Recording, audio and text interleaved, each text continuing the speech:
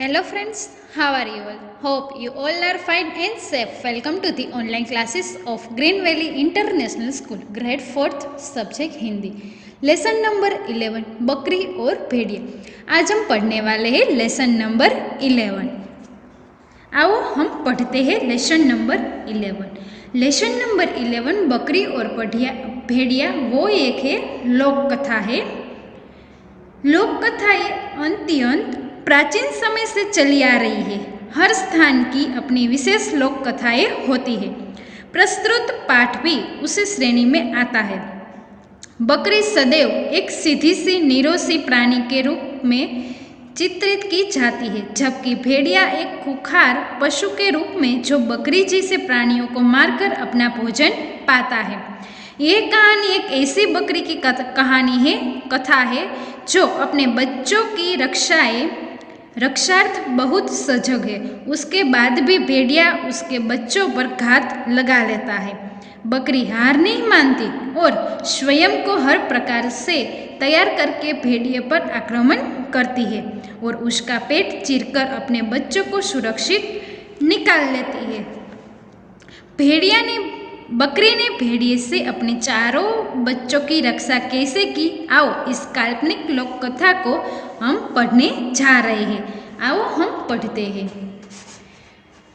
एक बकरी के 4 बच्चे थे. उनका नाम था आले, बाले, पालू और मालू.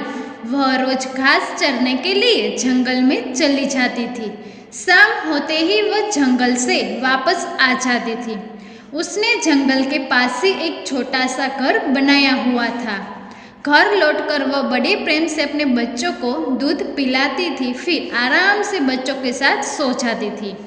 एक बार बकरी कुछ दिनों तक जंगल नहीं गई. आसपास उसे जो पौधे दिखते उसी से भूख मिटाकर घर चली जाती और बच्चों को प्यार करती. क्या कह रहे हैं? एक बकरी थी और बकरी के 4 बच्चे थे. उसका नाम क्या था? आले, बाले, पालू और मालू. वह रोज घास चरने के लिए जंगल में चली जाती थी. शाम होते ही वह जंगल से वापस आ जाती थी. उसने जंगल के पास एक छोटा सा घर बनाया हुआ था.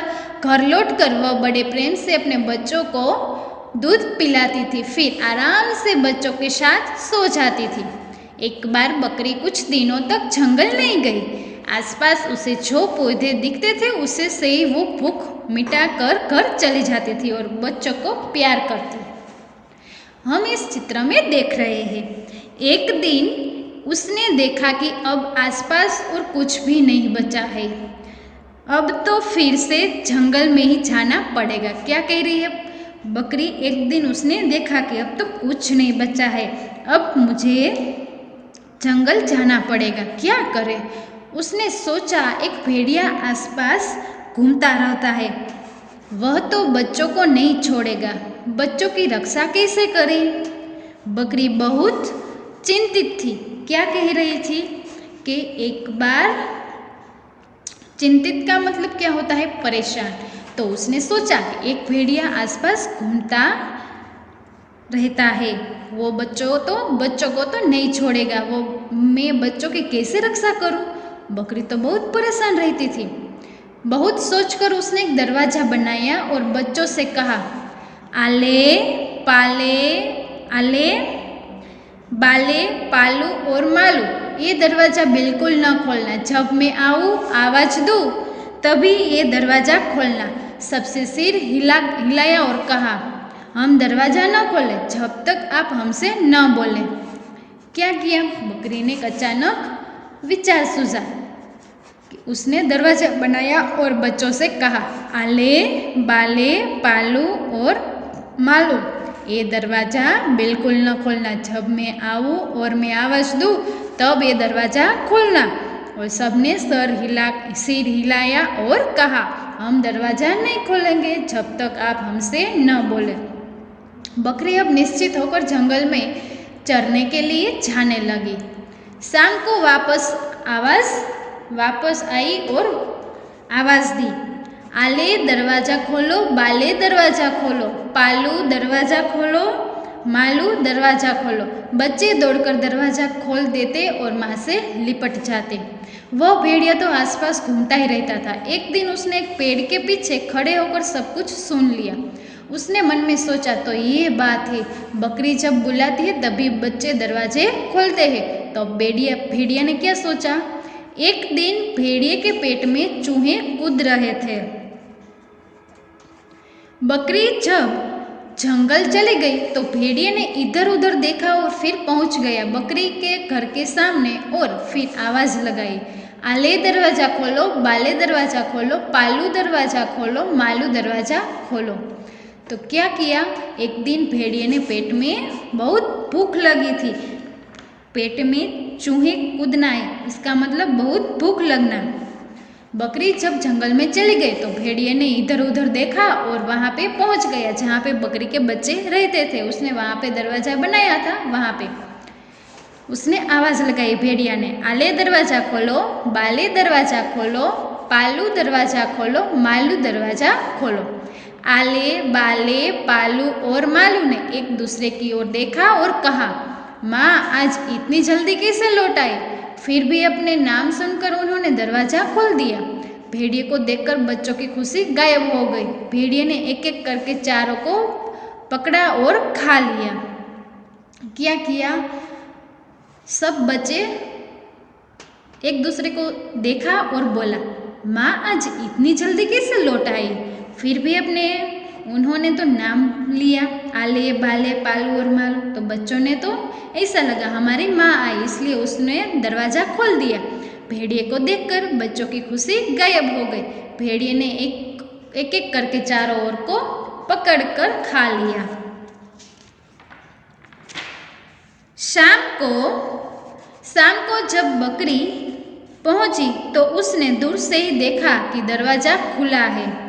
डर के मारे उसके पैर नहीं चल रहे थे। वह बच्चों को बुलाती हुई आगे बढ़ी और न आले आया, न बाले आया, न पालू, न मालू। जमीन पर उसे भेड़िए के पैरों के निशान देखे। शाम को जब बकरी वापस आई, जंगल में गई थी, तो वो वापस आई तो उसने दरवाज़ा खुला देखा तो वो डर गई। उसके पैर आगे चल नहीं रहे थे। उसने लगा कि भेड़िया ही होगा। वह बच्चों को बुलाती हुई आगे बढ़ी, आलू, बालू, पालू और मालू। तो कोई आगे नहीं आया, पर उसे भेड़िया के पैरों के निशान देख लिए उसके घर में। पहले तो वो खूब रोई, उसके बाद कुछ सोचकर खड़ी हुई। बकरी उसी वक्त बढ़ई के पास गई और बढ़ई से बोली, मेरे सींगों को पैना कर दो। बढ़ई का मतलब क्या होता है, जो लकड़ी की चीज़ें बनाता है, और पैना का मतलब होता है तेज। पहले तो वो खूब रोई और उसके बाद कुछ सोचकर वो खड़ी हुई और बकरी उसी वक्त जो लकड़ी बनाता है उसके पास गई और मेरे सींगों को तेज कर दो, वहाँ पे गई। क्या बात है, किसको मारने के लिए सींगों को पैना करा रही हो? बढ़ई ने पूछा। क्या बात है बकरी, तुम ऐसा कर रही हो? बकरी ने बढ़ई को पूरी बात बताई और कहा, अगर तुम मेरे सींगों को अच्छी तरह पैना कर दोगे तो मैं भेड़िया को हरा दूंगी। बढ़ई ने बहुत अच्छे से बकरी के सींगों पैने कर दिए। इसके बाद बकरी अब तक एक तेली के पास पहुंची।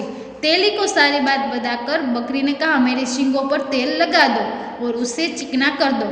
बकरी की कहानी सुनकर तेली ने अच्छी तरह तेल लगाकर उसके सींगों को खूब चिकना कर दिया। बकरी कहाँ पे गई? बुढ़े के पास गई और इसके बाद कहाँ पे गई? तेली के पास। तो वहाँ पे उसको सींगों को चिकना करवा दिया।